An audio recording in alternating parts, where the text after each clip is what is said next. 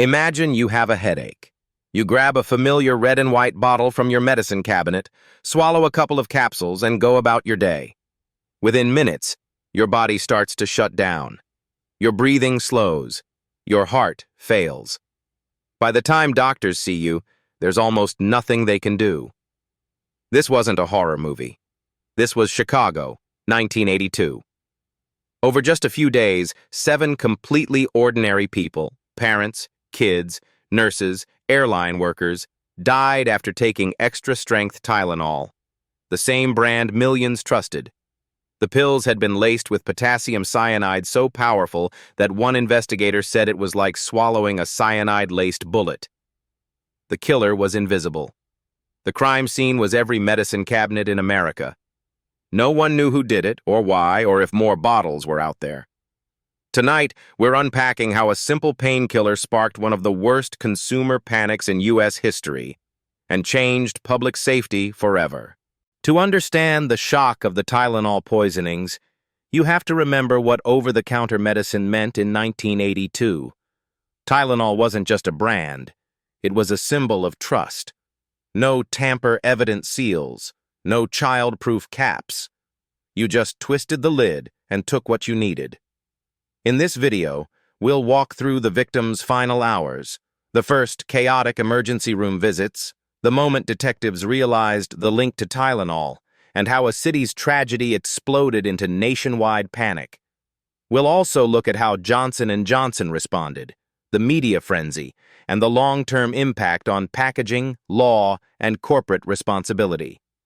If you're into deep-dive true crime and history breakdowns like this, consider subscribing and hitting the notification bell so you don't miss future episodes. And stay with me until the end. We'll pull out the key lessons that still shape how you open medicine bottles today, even if you've never heard of this case before. The story begins on the morning of September 29, 1982, in the Chicago suburb of Elk Grove Village. 12-year-old Mary Kellerman woke up with what seemed like an ordinary cold. Her parents gave her a single extra-strength Tylenol capsule, something they'd done many times before. Within hours, Mary collapsed in the bathroom. She was rushed to the hospital, but doctors were baffled. A healthy child had suddenly gone into cardiac arrest. Resuscitation failed. By 9:56 a.m., Mary was pronounced dead. No one suspected murder. Not yet. That same day, 27-year-old postal worker Adam Janus felt under the weather. He took Tylenol at home in Arlington Heights and soon also collapsed. Doctors initially thought he'd suffered a massive heart attack. As family gathered at his house to mourn, 2 more people, his brother Stanley and sister-in-law Teresa, took Tylenol from the same bottle. Within hours, both of them too would be dying. At Northwest Community Hospital, doctors faced a nightmare with no obvious cause. Adam Janus arrived critically ill. Resuscitation attempts failed. His cause of death was unclear but seemed natural. Then, just hours later, his brother Stanley and sister-in-law Teresa were rushed to the same hospital, both collapsing in front of family after taking painkillers from Adam's medicine cabinet. This time, something felt wrong. Healthy adults in their 20s and 30s were suddenly going into respiratory arrest. Their hearts stopped. Their pupils were fixed and dilated, as if poisoned, but routine tests weren't giving answers. Emergency staff started whispering about a mysterious toxin or infection. Meanwhile, in other Chicago area hospitals, more cases were appearing. 27-year-old flight attendant Paula Prince, 31-year-old Mary Reiner, and 27-year-old Mary McFarland, all collapsing after minor complaints. At first, these deaths were treated as isolated tragedies. The key connection, Tylenol, was literally sitting in plain sight, but no one had yet drawn the line between them. The turning point came when an observant toxicologist and an inquisitive nurse started asking the right questions. How could multiple healthy people in different locations die within hours with nearly identical symptoms? What had they ingested? Medical staff noticed a pattern. Victims collapsed shortly after taking Tylenol. In one hospital, a nurse reportedly removed a Tylenol bottle from a victim's belongings, made the connection, and sounded the alarm. Authorities quickly ordered the remaining capsules from these bottles analyzed. The results were chilling. The Tylenol capsules contained massive doses of potassium cyanide, enough to kill many people with a single capsule. Suddenly, a random medical mystery became a deliberate mass poisoning. Police and public health officials rushed to identify every Tylenol bottle linked to a victim. They found some capsules discolored or with a faint almond smell, classic cyanide indicators. The realization hit. If the supply chain was compromised, hundreds of thousands of other bottles could be ticking time bombs across Chicago and maybe the entire country. Once the cyanide link was confirmed, the situation escalated from local tragedy to full-blown public emergency. On September 30th, 1982, Chicago area officials held urgent press conferences warning residents not to take extra-strength Tylenol, especially capsules. News cameras captured police driving through neighborhoods with loudspeakers, telling people to throw out their medicine. The media response was explosive. This was a terrifying story. An invisible killer, a household product, no clear suspect, and the possibility that anyone, anywhere, could be next. TV anchors held up Tylenol bottles on camera. Newspapers ran front-page headlines describing cyanide pills and mystery murders. Rumors spread faster than facts. People questioned not just Tylenol, but all medicine, all food, all products. In living rooms across America, medicine cabinets were emptied into trash bags. Parents panicked. Pharmacists fielded frantic calls. For perhaps the first time, Americans realized that the everyday products they trusted could be turned into weapons by a stranger.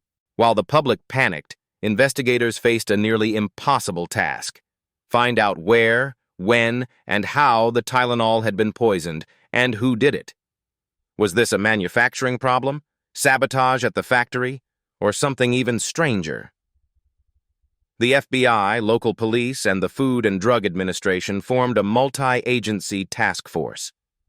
They traced lot numbers on the deadly bottles, mapped victim locations, and reconstructed distribution routes. A critical clue emerged.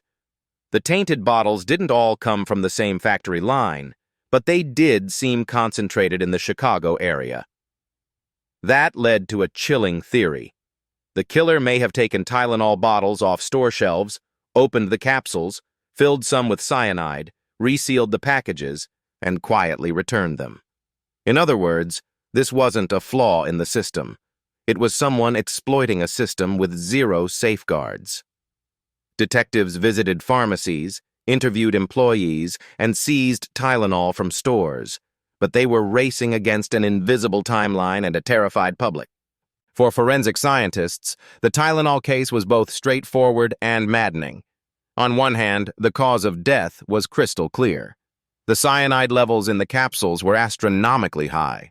Some capsules contained enough poison to kill several adults. Autopsies confirmed cyanide poisoning in grisly detail. Bright red venous blood, the hallmark of cells suffocated by the toxin. On the other hand, the evidence trail was thin. Cyanide is a simple compound that leaves few unique fingerprints. There were no distinct cutting tools, no personalized chemical mixtures, no DNA or fingerprints on the capsules that could be confidently tied to a suspect. Investigators examined manufacturing plants, capsule filling machines, and supply chain records. They tested other medications and store inventory for contamination. Each negative test confirmed the theory that this was targeted, localized tampering. This created an unusual profile. A killer capable of planning and executing a sophisticated poisoning, yet leaving almost no trace beyond the devastating results passing through victims' bodies. As fear grew, copycat threats and hoaxes flooded law enforcement. Dozens of reports of suspicious pills, tampered foods, and extortion letters poured in nationwide. Most turned out to be false alarms or unrelated incidents, but each one demanded investigation.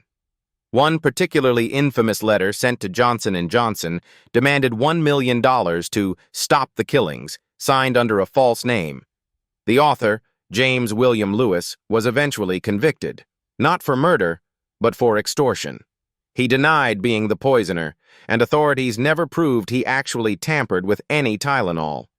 Leads came and went: disgruntled employees, family members with potential motives, random criminals with cyanide access. None of the theories stuck. The lack of a clear suspect added to the terror. People weren't just worried about one madman.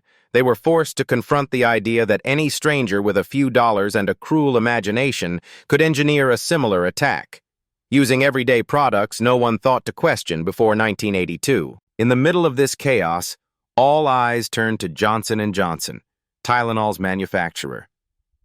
The company faced a nightmare scenario. Its flagship product had become synonymous with death, and the entire country was watching to see how it would respond. In a move that is still studied in business schools today, Johnson & Johnson ordered an unprecedented recall. First in the Chicago area, then nationwide, it pulled roughly 31 million bottles of Tylenol from shelves at an estimated cost of over $100 million, an enormous sum in 1982. They halted advertising, set up hotlines, and cooperated fully with investigators. Their message was clear: human life mattered more than profits. Executives appeared on television urging people not to use any Tylenol capsules until the situation was resolved. This transparency, rare for the era, helped rebuild some public trust. But it didn't answer the haunting question. Even if the company acted responsibly, could consumers ever feel safe taking a simple painkiller again? Out of tragedy came a sweeping transformation in how consumer products are packaged. Before 1982, it was common to open a medicine bottle with a simple twist. No seals, no plastic film, nothing to indicate tampering. The Tylenol poisonings made that unthinkable. Johnson & Johnson introduced a new triple safety seal packaging: a glued box flap, a plastic shrink band around the neck, and a foil seal over the bottle's mouth. If any layer was broken, consumers would immediately know. The U.S. government reacted too. In 1983, Congress passed the Federal Anti-Tampering Act, making product tampering a federal crime with severe penalties. The FDA issued guidelines that essentially made tamper-evident packaging mandatory for many over-the-counter products. Soon, similar protections appeared on foods, beverages, and cosmetics. What we now consider basic safety features, safety seals, blister packs, shrink wraps, trace much of their origin to those terrifying days in 1982 when the vulnerability of everyday packaging was exposed in the most brutal way possible. Despite one of the largest investigations of its time, the Tylenol poisonings remain officially unsolved. Over the decades, new task forces revisited the case, retested evidence with modern forensics, and re-interviewed witnesses. Still, no one has ever been charged with the murders. James Lewis, the extortionist, spent years in prison, but authorities stopped short of naming him definitively as the killer. Other suspects have drifted in and out of focus, including people with access to cyanide or strange behavior around pharmacies. Each theory hits the same wall: not enough concrete proof. For families of the victims, this lack of closure has been agonizing. They lost children, spouses, and parents to a nameless, faceless enemy. Some investigators believe the killer is likely dead by now. Others suspect crucial evidence may have been lost or degraded over time. Yet the case still fascinates criminologists and true crime followers, an eerie reminder that even massive media attention doesn't guarantee justice. Beyond the crime itself, the Tylenol poisonings exposed how fragile public trust can be and how quickly it can be rebuilt or destroyed. For days, ordinary people second-guessed every pill, every product, even tap water in some communities. The idea that a random stranger could quietly turn a safe object deadly shook the country's sense of control. Yet the response also showed a different side of society. Hospitals shared information rapidly. Media, for all the sensationalism, helped spread life-saving warnings. Johnson & Johnson's recall, while not perfect, set a new standard for corporate crisis management. The case also forced companies and regulators to think like criminals. How could packaging be misused? How can we design systems that show tampering before harm is done? In the process, it laid the groundwork for the safety culture we now take for granted, one where seals, warnings, and safeguards silently work in the background of our daily lives. Looking back, there are a few key lessons from the 1982 Tylenol poisonings that still matter today. First, vulnerability. Before this case, almost no one considered that everyday products could be weaponized so easily. The murders forced a painful realization. Security isn't just about locks and alarms, it's also about design. Second, transparency and speed. Johnson & Johnson's recall and cooperation with authorities became a benchmark for corporate crisis response. Acting quickly, publicly, and at great financial cost likely saved lives and helped preserve long-term trust in both the brand and over-the-counter medicine. Third, regulation can be reactive, but effective. Tamper-evident packaging and anti-tampering laws didn't prevent the 1982 tragedy, but they drastically reduced the likelihood of similar large-scale attacks. Finally, some crimes will never be solved, yet their impact can still shape policy, technology, and behavior. Every time you break a foil seal or crack open a blister pack, you're seeing the legacy of a case that terrified a nation into changing its habits. If this story made you look at your medicine cabinet a little differently, that's exactly why the Tylenol case still matters. It's not just an unsolved mystery. It's a turning point in how we think about safety, trust, and the hidden systems that protect us. On this channel, we dive deep into moments like this, where a single event rewires entire industries and changes everyday life in ways we barely notice. If you found this breakdown helpful or eye-opening, consider subscribing and hitting that notification bell so you don't miss upcoming investigations into other cases and historical turning points. Let me know in the comments. Had you heard of the Tylenol poisonings before this video? Do you think the killer was a lone individual or part of something bigger? And what other cases or events should we cover next? Thanks for watching all the way through. Stay curious, stay critical, and maybe give that next safety seal an extra glance.